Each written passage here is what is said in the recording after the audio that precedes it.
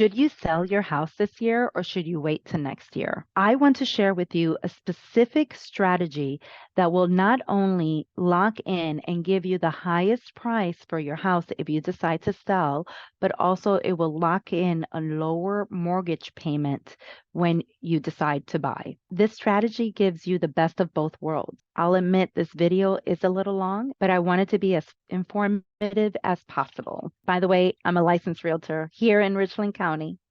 Even if you don't decide to go with me or work with another agent, here's my honest advice for 2023. All right, let's get started. This might surprise a lot of people, but based on recent data, here's the truth about selling your home in 2023. I've narrowed it down to 3 factors that you need to know before you list your home for sale. I'll be honest, the first is bad news, but the second 2 are good news. I'll start with the bad news, but keep watching all the way to the end of the video because points 2 and 3 are actually like the best news. Number 1 is the bad news. Is interest rates are stinking high. These are 3 dates that you have to keep in mind if you're thinking about selling your house. September 19th through the 20th, October 31st through November 1st, and December 12th through the 13th. These are the official dates the Federal Reserve is meeting to discuss either if they're raising or lowering interest rates. Now, I don't have a crystal ball, but it's safe to say that rates will remain the same for at least the next 6 months. This is actually an opportunity though, and here's why. Normally, people think that lower interest rates are great for buyers, not sellers. But because it makes the monthly mortgage payments cheaper for buyers.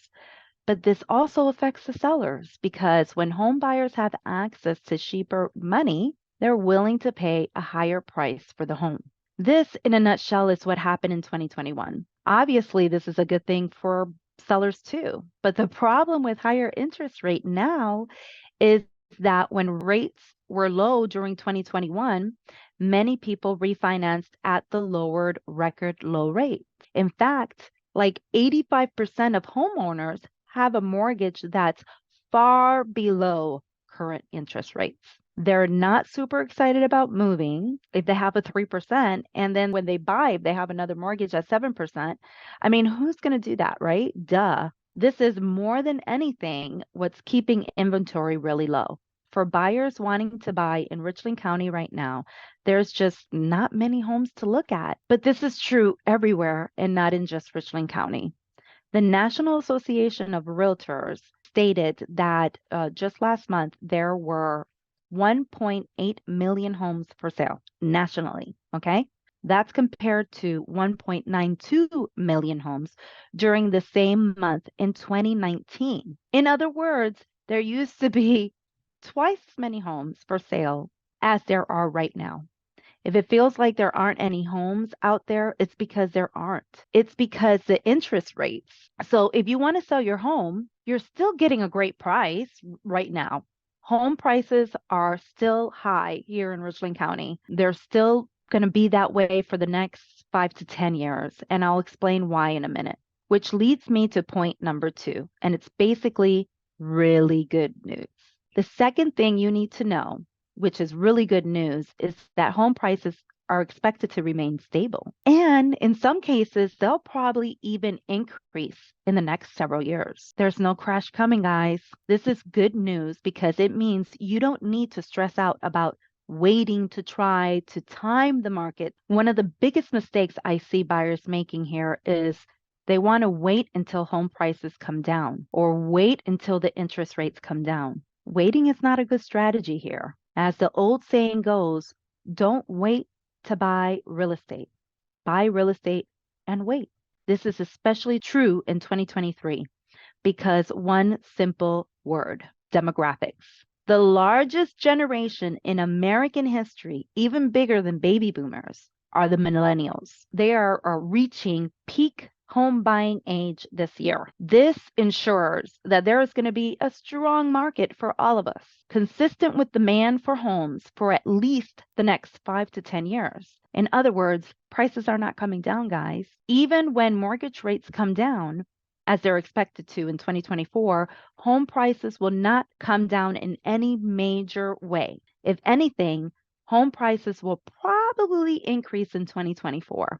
This is why you shouldn't wait, because you'll probably pay a higher price. When interest rates become cheaper, people will have more purchasing power. This will bid up the prices, and I believe we're going to have a situation like we had in 2021. Unfortunately, it'll probably feel like we're in 2021 again, which brings me to the third point. The third thing is you need to know specific prediction about 2024. Interest rate will come down, but competition will go up for homes. This means that it could be harder for you to buy a house next year than it is this year. Even though the rates are lower, this is because there will be way more competition next year. We're already seeing this priced in the adjustable rate mortgage market. Usually you get a better deal in the short term on adjustable rate mortgages, but that's not really true right now. That's because even the mortgage investors know that rates are likely to be lower next year. This is why this specific strategy I'm recommending is to buy or sell your home this year, lock in today's home prices, then simply wait until next year, 2024, to refinance your home at a lower rate. This gives you the best of both worlds. You can lock in today's prices before they continue to increase next year. And when interest rates drop, you can refinance at a lower cost. Let me know if you have any questions. My cell phone is 419-528-8190.